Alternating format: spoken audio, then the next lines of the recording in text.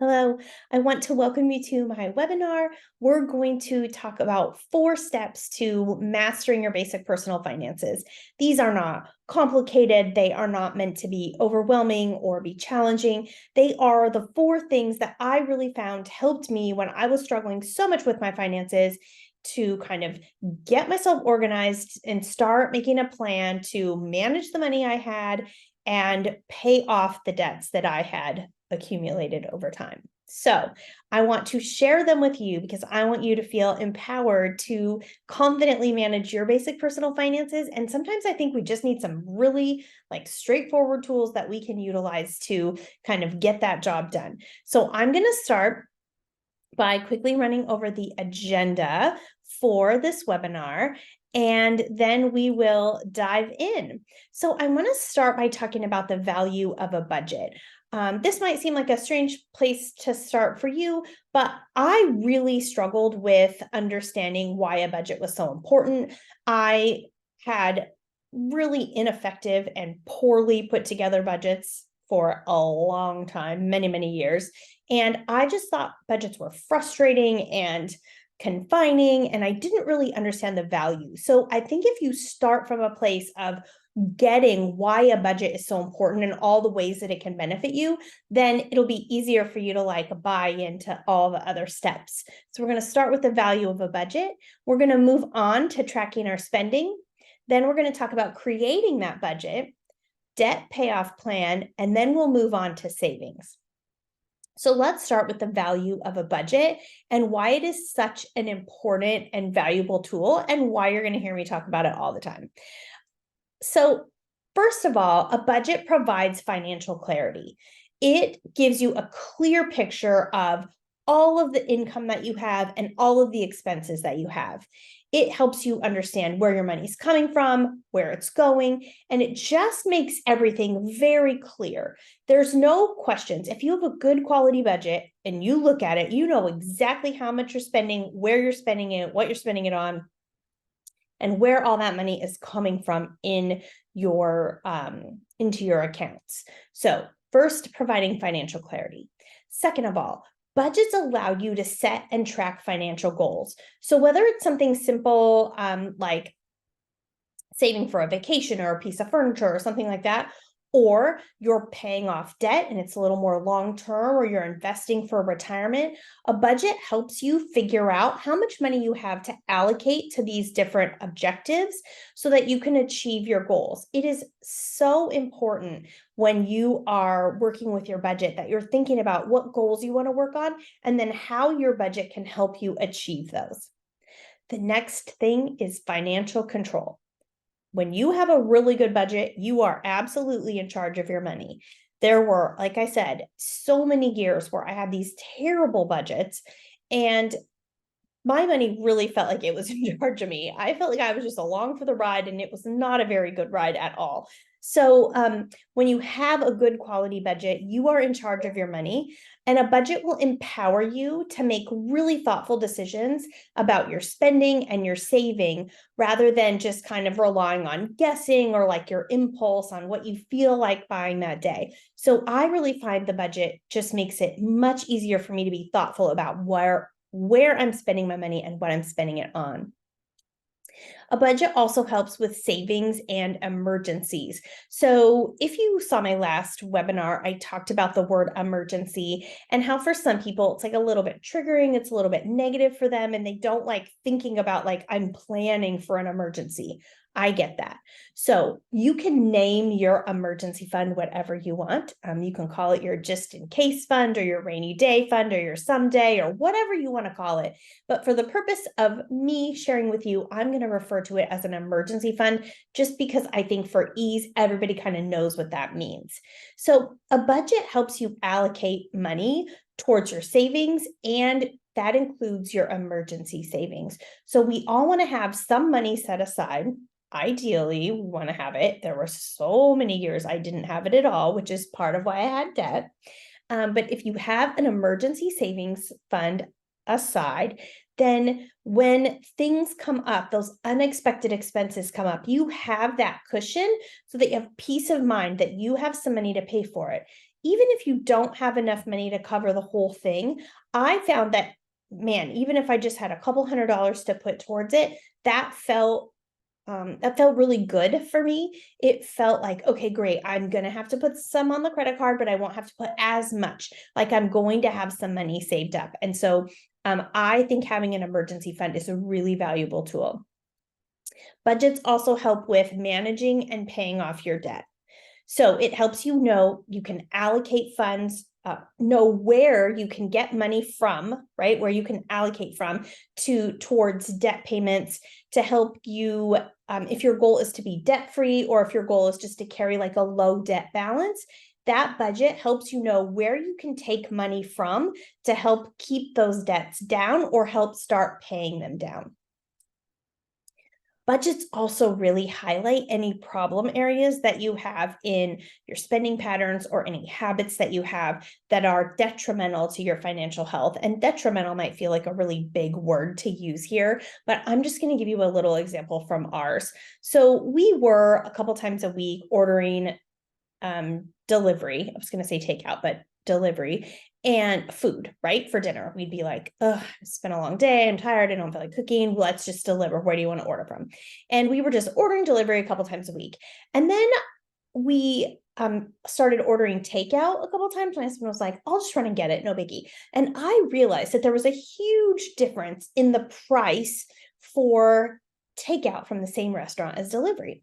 And so we looked back at how much money we were spending on delivery, and it was mind-blowing. Like we were so bummed that we had spent all that money because the food costs more when you order from delivery, and there's delivery fees and you're tipping your driver and all of that, and it just significantly increases the cost.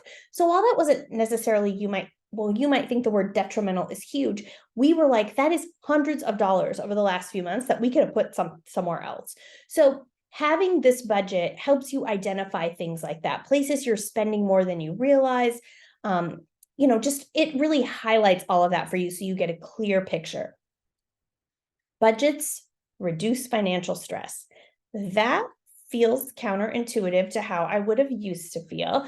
I used to think budgets were incredibly stressful because I didn't know how to make one, and I was just pulling numbers out of the air, and creating a budget was so stressful for me. But now I know when I have a really clear budget, when I have a plan in place, and I know exactly where all my money's going, where it's coming from, how much I have to spend, how much is left over, all of that, it really reduces the stress around money. Because when you have a plan, right, for anything in life, it's a little bit less stressful than when you're just flying by the seat of your pants. So in kind of that talking about a plan, it also helps improve your decision making. So it encourages you to be really thoughtful when making decisions about your spending, and you're more likely to make choices that line up with your financial goals when you have a budget that's kind of guiding you to where you want to be.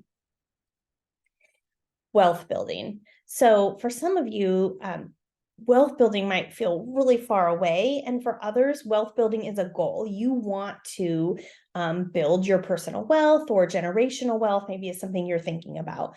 So if you have a really good budget over time, that can lead to wealth accumulation. It's encouraging you to consistently save and invest. You can create a separate budget for your assets and your investments, and that ultimately will help you achieve that financial security that you're looking for, that long-term financial freedom for retirement and all of that good stuff. So a budget is like step one to really starting to build that wealth. So now, hopefully, all of those things I've shared have convinced you that there are a ton of benefits to having a budget, maybe even some you didn't think of, and that budgets, even though sometimes they can feel really frustrating and overwhelming, they actually are a really good tool if you know how to make one and if you continue to use it. So we're going to talk about my 4 steps to mastering personal finances. I'm sure someone else has the other steps, but these are the 4 things that I'm just really passionate about. Step 1 is tracking your spending. Step 2, establishing a budget. Step 3 is a debt payoff plan. And then step 4 is to create savings. So we're going to start talking with track your spending. So in order to really create a good budget, You have to know where your money goes every month. I think I mentioned a couple minutes ago that I used to just like pull numbers out of the air and put them on the paper to try to make a budget. I was not putting I shouldn't say I wasn't putting any, but I was putting very little consideration into my spending habits, where my money was going, how much I was spending. And I was really putting just down, like, I was just doing some math and being like, well, this is what I should spend. But because there wasn't really a rhyme or reason to it, because it wasn't related to how I was already spending, it was unrealistic. And I couldn't stick with it. And my budget would be failed by the first month, sometimes by the first week. And I would just get really frustrated. And then that would lead to me talking negatively about myself and money. I'd be like, I'm so dumb when it comes to money. I can't figure this out. I'm too dumb to have a budget.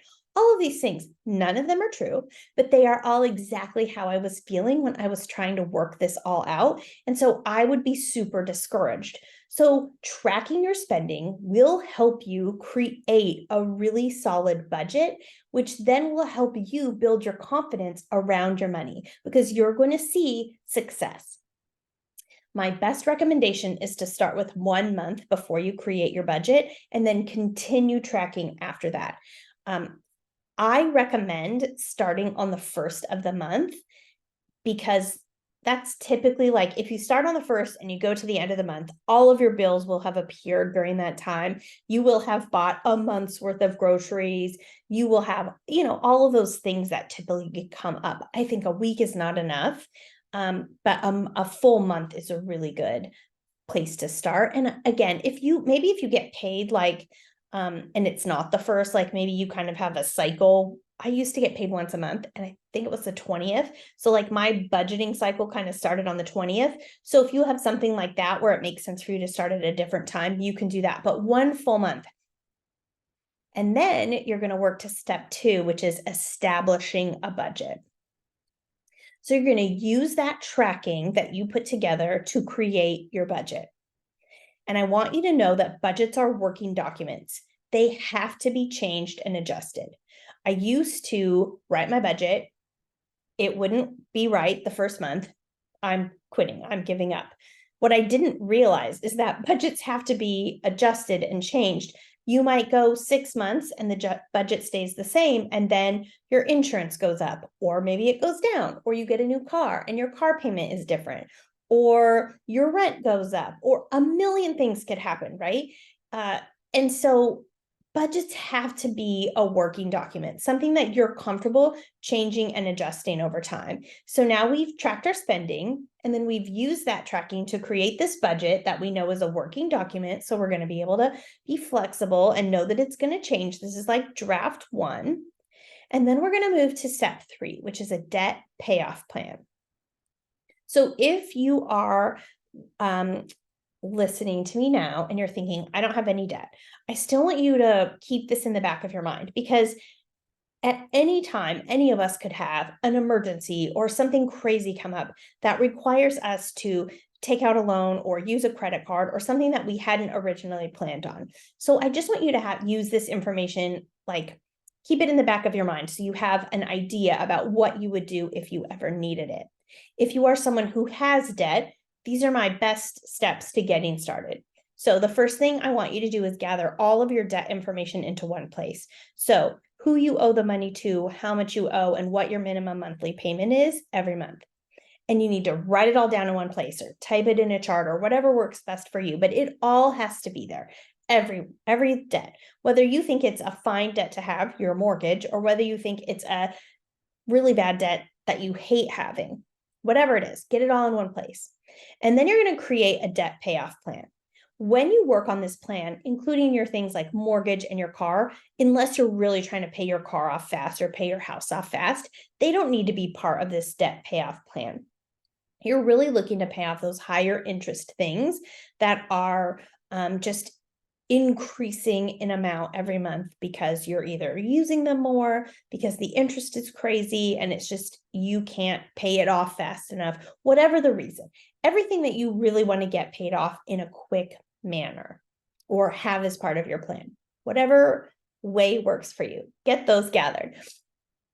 And then I want you to use a tool like unbury.me. I just learned about this website a couple of months ago, and it is awesome.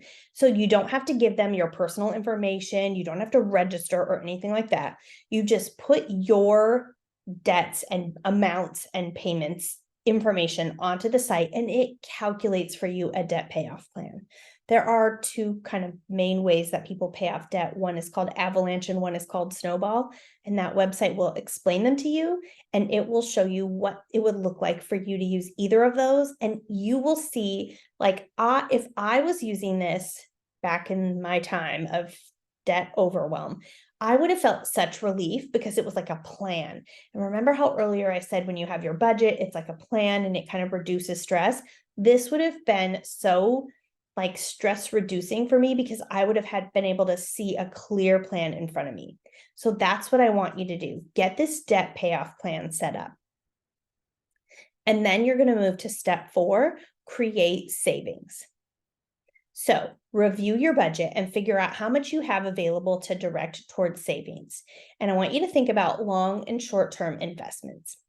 Don't get overwhelmed by the word investments. I know that was a little bossy to tell you not to get overwhelmed, but I know that if it would have been me years ago, hearing someone tell me I need to think about investments, I would have been like freaking out, like my whole body would have gotten tense. I'm talking about just basic, simple things, even so much as like investing in yourself, right?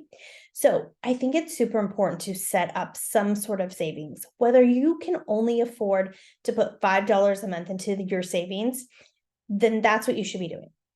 Set a pattern, set a goal to put money away and show yourself that you can do it. And once you start seeing that savings amount grow, you will feel more confident in your ability to do it.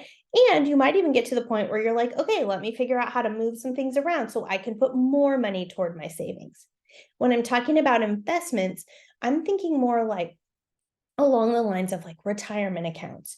If you are currently working for a company that offers a retirement account, a 401k, a 403b, anything like that, you should be investing in it, even if it's just 1% of your income.